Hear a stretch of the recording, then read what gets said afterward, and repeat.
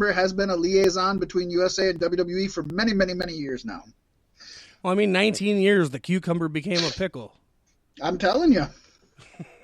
He sold his soul to the devil, and the devil was dill. The whole character's welcome campaign was just a thing to try to put WWE over, too. That was stupid. Stupid. Well, it's because the old Cucumber was running things. Well, that comes as a major injury to WWE with their connections, especially in the face of low ratings. Yeah. And that brings us into this week's injury report.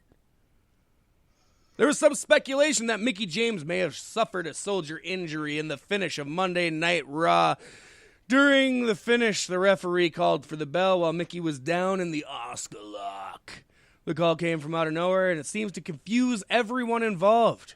It was then announced that the referee ruled that James could not continue the match. It's a screw job. Oh, my gosh. The referee could be seen checking on Somebody Mickie call the Cucumber. This is backlash for Cucumber quitting. Exactly. We'll show them. Yeah, but the ref was seen checking on Mickie at ringside during the post-match in-ring angle between Zelina Vega and Asuka. Mickie James is reportedly fine and did not suffer a shoulder injury. It was reported by Brian Alvarez on Wrestling Observer Radio that multiple sources were saying the referee simply screwed up the finish. She was selling the move too much, and he thought she had dislocated her shoulder. So he called the match. But he was just wrong, and it was too late to go back on the call. Why, WWE goes back on ref calls all the fucking time. Right? That's why they shouldn't go back to live. If they had that tape, they could just redo the finish. Right. But I am glad that she wasn't hurt. Mickey's a hell of a wrestler and has always deserved more in WWE than she's ever got or ever will get.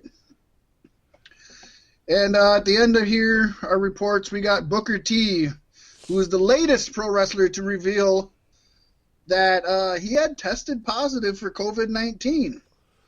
But he noted that he was tested for the virus in June and never got his results back, and that he received a call this week from the Center of Disease Control that his test came back positive. By the time he was already over it. Booker reassured that he is fine now, saying, "I've had 3 tests since then, and they all came back negative. I know what I went through for a couple weeks. I had headaches. I had night sweats. I lost my taste and smell for 2 weeks. Thank God I was smart enough to quarantine from my family." God, that's rough. June! We have testing. Too much testing.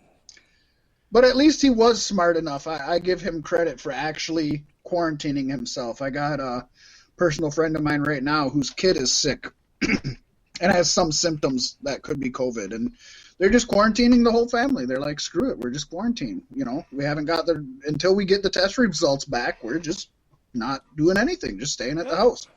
It's what you should do. It's not difficult to be decent. It is if you're American. Damn it, the un-Americans should have been on the list. Damn it. Where are they? Come on, Christian.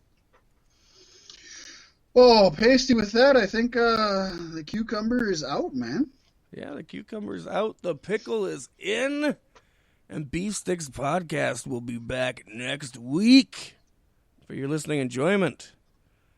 Thank you for tuning in, and make sure you check us out on Facebook.com/Beef Sticks Podcast.